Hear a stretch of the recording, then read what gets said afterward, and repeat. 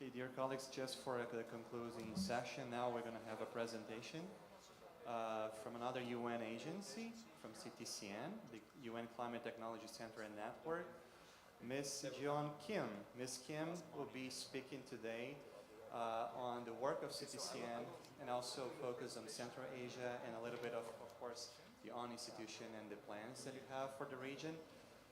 Ms. Kim has focusing on creating sustainable behavior change solutions from climate mitigation and adaptation and also recovery through cooperation and capacity building programs, which is also one of the most important points of the TCN. Technology policy finance, enhancing the effectiveness of climate technology and finance streams under the CCC, the UNFCCC, to support the developing countries in meeting their Paris Agreement accord and the goals. So I'll give the floor to Ms. Kim. Please take your seats. I'm going to have this final session of the day, and afterwards we're going to have the coffee break and the dinner and all these sweets that we can eat.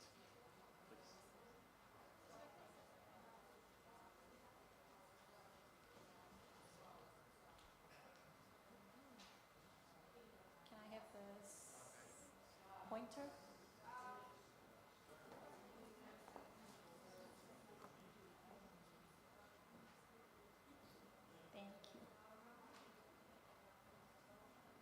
So those who are here until the last are the survivors and the champions, to be honest. I really do appreciate your presence till 5:30. Outside is already dark. I haven't had a chance to actually explore Almaty, but hopefully the weekend brings some light into it.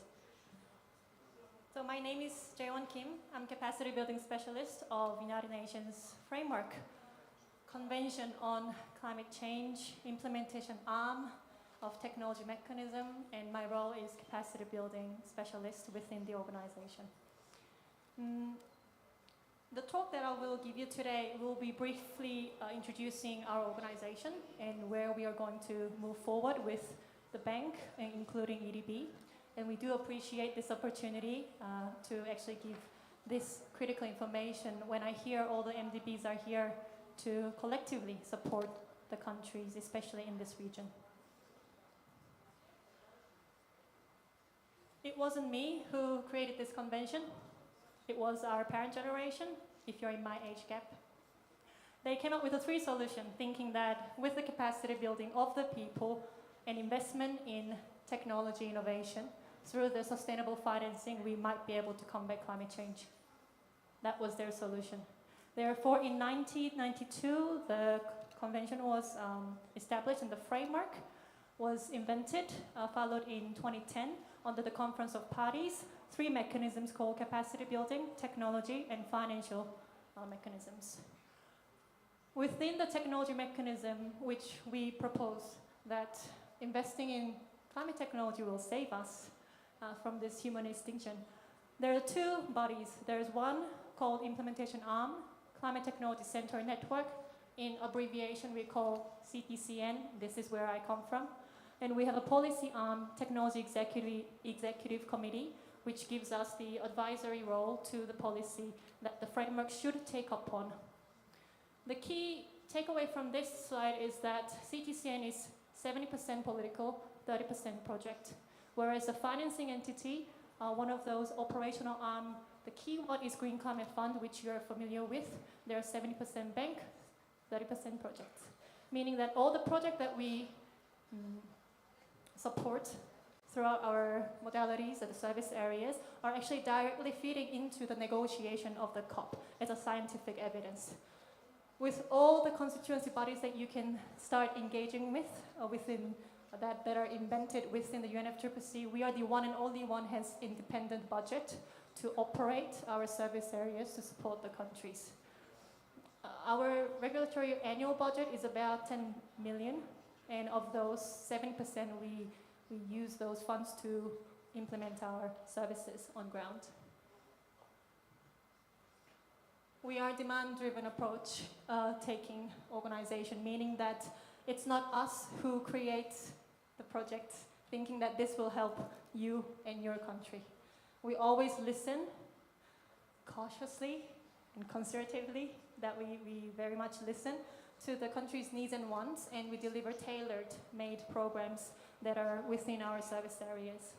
Therefore, without our country focal points, as well as our implementing partner, we call them as a network members, we are nothing but just matchmaker. Over 10 years of technology mechanism, and as all the other UN agencies are, we've been rolling out our function, 2 of them. The first is technical assistance, the second is coordination. And within the coordination, and to support the coordination, we've been programming the capacity building elements in our service area, benefiting over 4,600 individuals. We've been rolling out the activities of capacity building every once a week for the last 10 years. But for the technical assistant, we benefited 110 developing countries of the 169 developing countries, those who signed up for the Paris Agreement, with 370 technical assistant projects that we supported so far. Our ticket size, to be honest, I'm not a finance background person, neither technician or engineer, but our ticket size of our technical assistant projects are 250K per project per country. So you'll be able to see how we have been dedicating our annual budget largely into our technical system for the past 10 years. We are also a secretariat as well as implementation entity. Our headquarters is in Denmark, and we have 2 regional offices in Panama and Nairobi, covering the regions. And we have 1 partnership liaison office where my duty station is in Korea, covering the Asia and Pacific, including Central Asia. Asia is big. Portfolio into our service delivery. As I said, our national focal points are, we call them as national designated entities, NDEs. They are the ones who give us the project oversight in terms of our service areas, all of them, technical assistance as well as our capacity building programs. And they're either director or director general of the climate change division or team underneath Ministry of Environment or Ministry of Agriculture, Ministry of Higher Education, depending on the country's climate governance. Once we receive the technical assistant ideas or capacity building ideas, we match them with our network members because we don't have any in-house technology solution to actually implement on ground. Network members consist of, 50% of them consist of private sectors, and we have research institutions, those who can bring a consortium partnership with other NGOs as well as the private sector. Those were the biggest portfolio of our network members. If we closely look into the network members in Asia, they are pretty much multitaskers. So they can do capacity building programs as well as the pre-feasibility tests of a small technology that the country wants to innovate, or help them with the policy development. Within Central Asia, these are 5 network members that we have, and we're trying to grow the network members within Central Asia through asking our national focal points to nominate prospective network members, those who could be a beneficiary to our technical system projects. Like all the other organizations, we have our work program that's been approved by our advisory board members. And started with the 2023, for the next 3 years that are left, we will be continue supporting these 5 cross-cutting, multi-sector areas, focusing on either establishing or enhancing their national system of innovation, meaning strengthening their climate governance, or by applying digital tools. Digital tools are Internet of Things, but one of the big buzzwords these days are AI. So we've been calling out for technical system projects that have AI component in it. And we've also run the capacity building program on AI this year globally, covering 94 NDEs, raising awareness around this technology. And as all the other UN agencies are, we always incorporate the gender indigenous communities and youth considerations in our other additional service area that we support within our key main service areas as well. So 3 service areas that we support: technical system, capacity building, and stakeholder engagement. How we take the process is we start with investing in people, meaning that we used our capacity building programs to support the project ideation process. So we do the basic analysis of their NDCs, the country's nationally designated, determined contributions. And there are other key national priorities related to climate. And based on those analysis, we invite those strategic partners that needs to be tied up with our national focal points. And we facilitate the process of co-developing the idea that is best fitting into their own priorities. If you think about the capacity building, I'm pretty sure there are capacity building specialists within the banks as well. It is never the end service area. It could be used as a vehicle which is creating an input to create the projects, but also could be an output, meaning that within the technical system projects, there's always a community level capacity building activities. So for the past 10 years, we've been focusing on strengthening the capacity building activities within the technical system, but with the inception of the Partnership and Liaison Office, we have programmed to support the creation process of projects by putting capacity building as an input source. Once the countries comes up with the verbal request, meaning they have ideated projects, we do not follow up with them. Do you want to give a guess why? Not because we're a small secretariat. It's actually to meet the originality of the Paris Agreement, which calls for stakeholders' voluntary participation. Therefore, we encourage those stakeholders who are there in the ideation process to follow up with our national focal point and keep on developing the project. We encourage the process, but we do not directly intervene in a way that could deviate the project idea that is not meeting the country's needs. Once the interested parties have more direct conversation with our national focal points on the project, our NDs confirm this is aligning with their NDC and give us the project request. We call it official project request form, and from there we put this proposal into an open bidding process to be matched with our network member as an implementing partner for the project implementation. Portfolio of Asia, including Central Asian countries, to be honest, here is actually showing us that a lot of the demand has been there with water, renewable energy, as well as cross-sectoral. Key three types of our technical systems are policy development. The second one is piloting the small-scale technologies, which is pre-feasibility test. And the third one is investing on the technology that no one wants to invest. So one of the technical system that we supported is actually with the hosting country of this event, that we supported the creation of building codes, and it started since 2014 and it ended in 2020.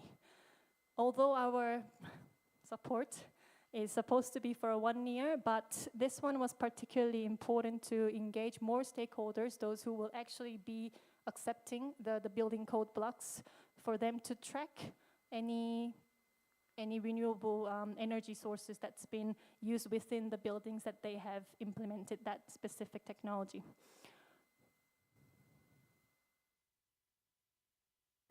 The stakeholder engagement activities, I would like to highlight the number of financing entities that we have been working with so far. Is Green Climate Fund, because they are our sister bodies. And there are huge demand coming from the parties to link the mechanisms of technology and finance. It also We've been also working with Jeff, Adaptation Fund, and regional and global IFIs and MDBs. We've been keeping these three different key types of technical assistance for 10 years, but countries are calling for longevity or sustainability of the project that they have initiated with their motives, meaning that they're calling for scale-up of the technical assistance, and we have the experience of scaling up the technical assistance projects with Sri Lanka by linking JEF funding modality. Started with our CTC and TA to support the continued design and building the smart cities, climate smart cities. Oopsie.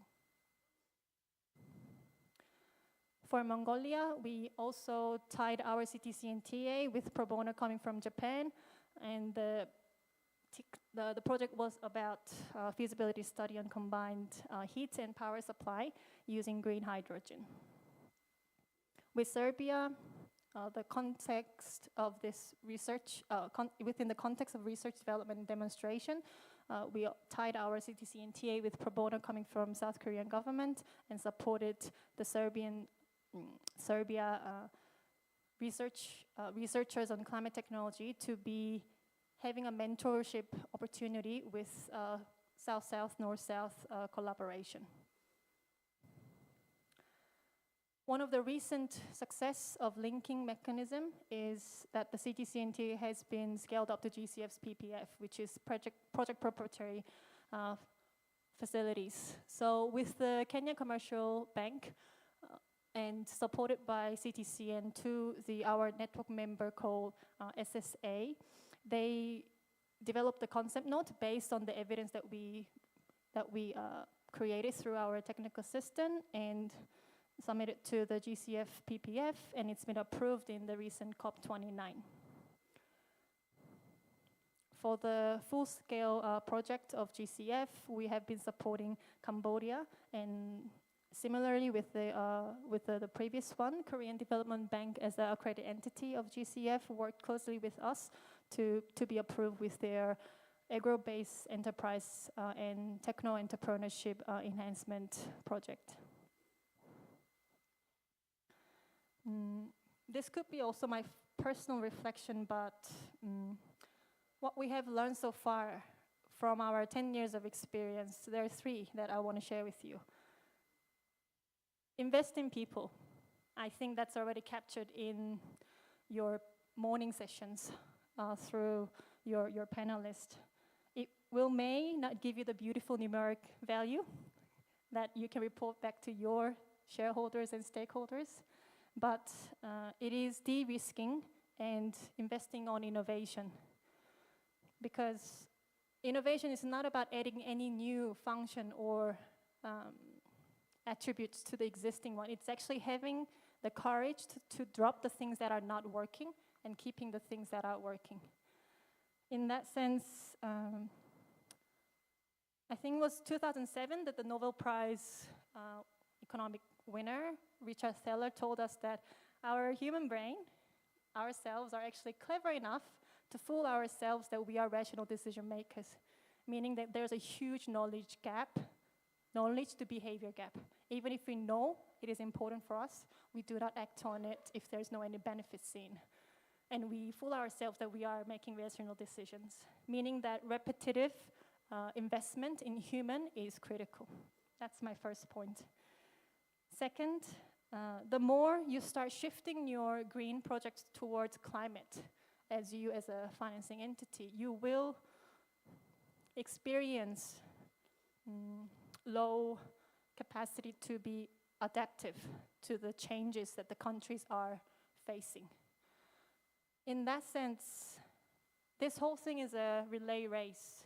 We really welcome the financing entities to consider vehicles like us as someone who can be at the front or in the middle or at the end within your project cycle to overcome your adaptive management capacity or challenges that you face.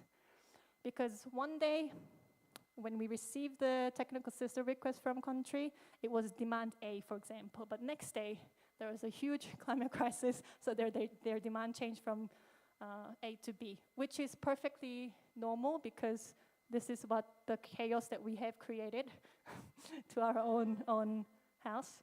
So we really welcome the banks to consider us as a partner within this relay race. The third is be aware of the globalization is coming to its end, meaning that rather than focusing on localization, but consider internationalized localization. That's arising in a very fast pace within this region because all the consumption and production will be made within Asia for the next 30 years. The production is already made in Asia. So once the consumption power of our population in this Asia region, it will be us also keep on creating the chaos.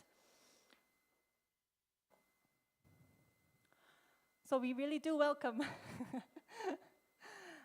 when the bank approached us for a partnership, and we've been having multiple dialogues with the team, sustainability team, and we look forward to actually signing something, putting onto an official document.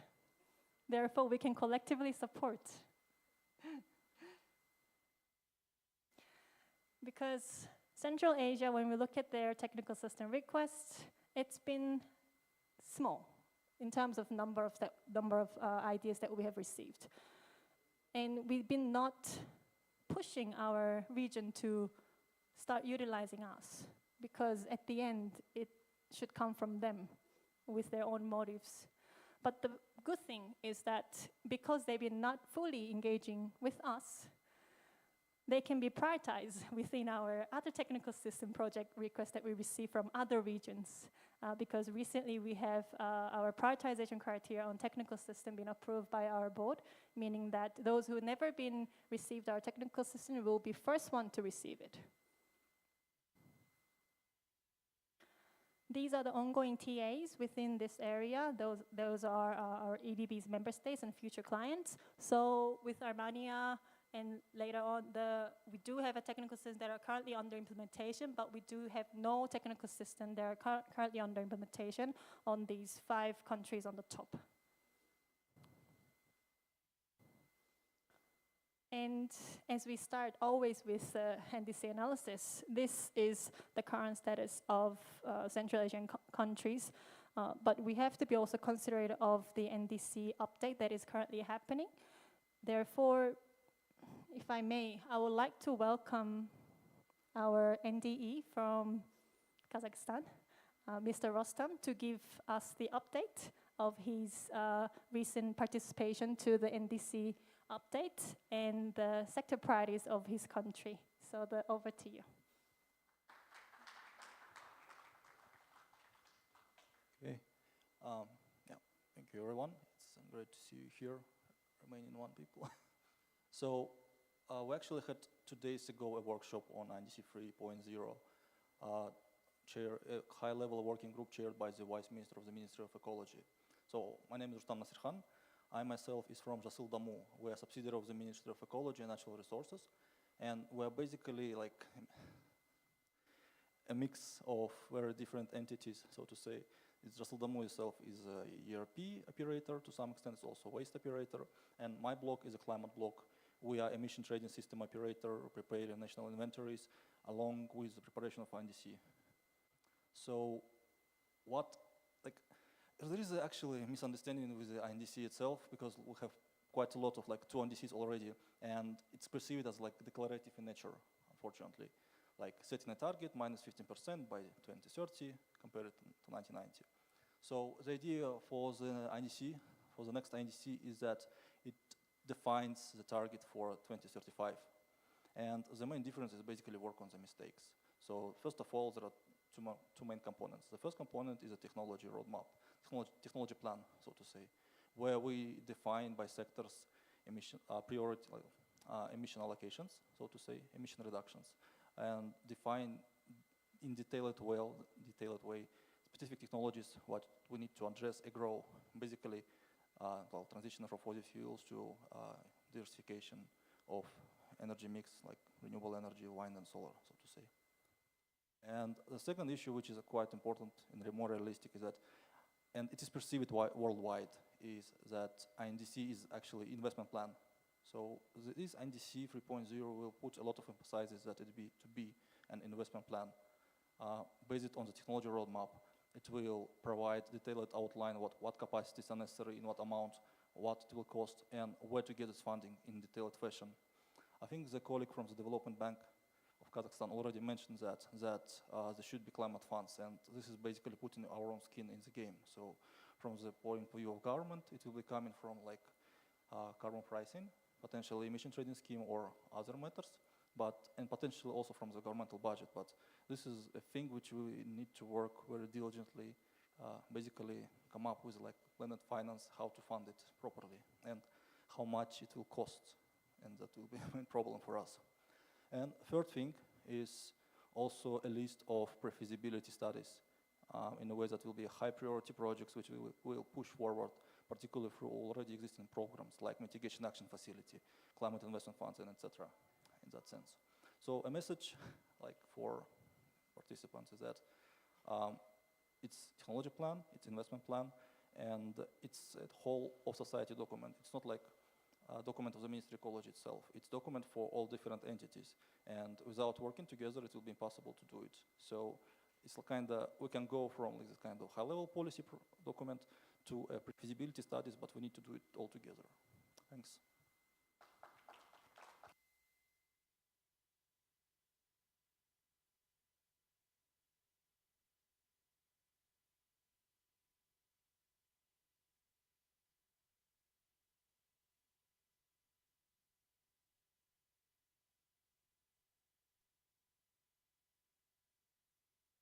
Working? No. Just have one more session. No, I'm joking. No, that's the end of the session. So thank you very much for everyone. Now let's enjoy. I think we have a dinner or, yes? Okay, let's go to eat. Everyone, thank you.